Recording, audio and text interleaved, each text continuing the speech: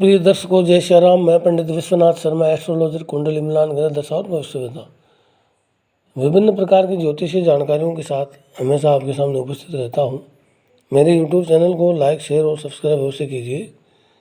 साथ ही हमारा जो विषय चल रहा है कि कौन कौन से ग्रह देवों का जातक की कुंडली के द्वादश भावों पर क्या क्या प्रभाव रहता है, किस प्रकार से इनका उपाय किया जाए, कौन सा इनका मंत्र बोला जाए और कौन सा इनका वैदिक मंत्र है जो कि तात्कालिक प्रभाव दिखाता है, उसके बारे में हम रोज़ चर्चा करते हैं प्रतिदिन। आशा है आपको पसंद आता होगा हमारा वीडियो और आप अपनी ज्ञान वृद्धि भी कीजिए, अपने साथियों को भी बताइए और मेरे चैनल को देखने वाले सभी भ्राताओं, बंधुओं, छोटे बड़े भाई बहनों, सभी विद्वान साथियों को मैं हृदय की गहराइयों से नमस्कार करता हूँ, धन्यवाद ज्ञापित करता हूँ, आभार प्रकट करता हूँ। आज का हमारा विषय है केतु ग्रह देव और उसका परिचय। ये केतु ग्रह देव हैं और ये इनके द्वादश भावों में जो है कौन कौन से फल रहते हैं इसके बारे में हम चर्चा करेंगे। सूक्ष्म रूप से ही चर्चा होती है, फिर भी बहुत ही अच्छा जो है योग आपके सामने प्रस्तुत किया जाता है।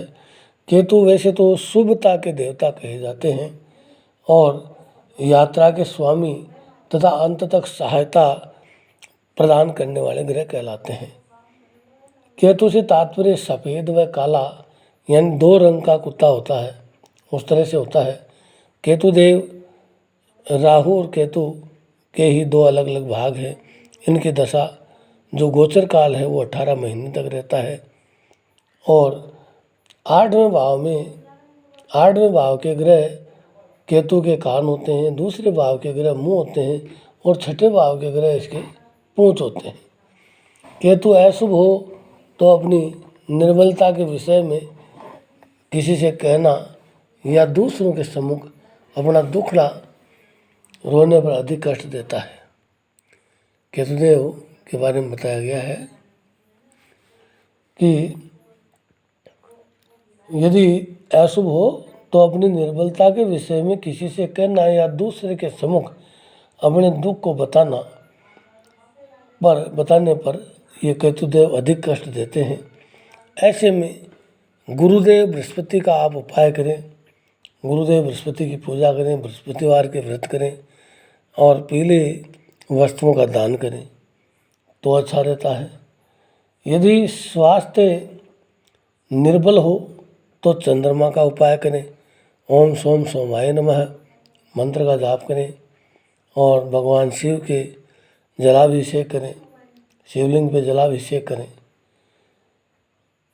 और केतु अशुभ होने पर यदि घर पर चारपाई का प्रयोग किया जाता है तो केतु का अशुभ फल कम हो जाता है। मूत्र संबंधी कष्ट हो तो रेशम का सफ़ेद धागा या चांदी का छल्ला धारण करना चाहिए और जो कि समस्त कष्टों के मुक्ति में सहायक है। केतुदेव को अंग्रेजी में ड्रैगन्स टेल कहते हैं। केतु का वार वैसे तो रविवार है। इसका रंग चितकबरा काला और सफ़ेद है। ये नपुंसक ग्रह है और छठा भाव इनका कारक है। केतु के शुक्र राहु ये दोनों मित्र होते हैं। चंद्रमा और मंगल इनके शत्रु होते हैं। सूर्य बुध गुरु व शनि इनके लिए समान है, सम है। और केतु 12वें भाव में हो तो सुप्त हो तो सुप्त कहलाता है। संतान के जन्म पर और 48 वर्ष के उपरांत केतु जागृत होता है। केतु तीसरे भाव में हमारे जो ये कुंडली के तीसरा भाव है, छठा भाव और 8वां भाव, इन भावों में अशुभ फल देते हैं और पहले, दूसरे, 7वें, 9वें और 12वें भाव में ये शुभ फल प्रदायक माने जाते हैं। केतु जन्म कुंडली में यदि अकेला बैठे हो तो हर समय राहु के इशारों पर चलता है। वो व्यक्ति को कभी धनी नहीं बना पाता है, जबकि राहु देव जो है व्यक्ति को धनी बनाता है। केतु का कहना यह है कि मैंने अपनी शक्ति को तुमको समर्पित कर दिया है, अब तुम जानो। राहु देव से ये कहते हैं कि अब तुम ही जानो। यदि पहले भाव में केतु स्थित हो और उसका प्रभाव सूर्य पर पड़ेगा, पहले भाव में केतु स्थित है तो उसका प्रभाव सूर्य पर पड़ेगा, और सूर्य यदि उच्च ग्रह की तरह, उस समय सूर्य उच्च ग्रह की तरह फल देंगे। केतु 11वें भाव में स्थित हो तो उसका प्रभाव चंद्रमा पर पड़ेगा, और तब केतुदेव हानि करता है। और जब बुध 9वें भाव में न हो तो केतु अशुभ होने पर पैरों के नाखून झड़ने लग जाते हैं, मूत्र संबंधी या जोड़ों संबंधी बीमारी हो जाती है, संतान को कष्ट या रोग हो सकते हैं। तो हमने चर्चा की केतु के प्रभावों की।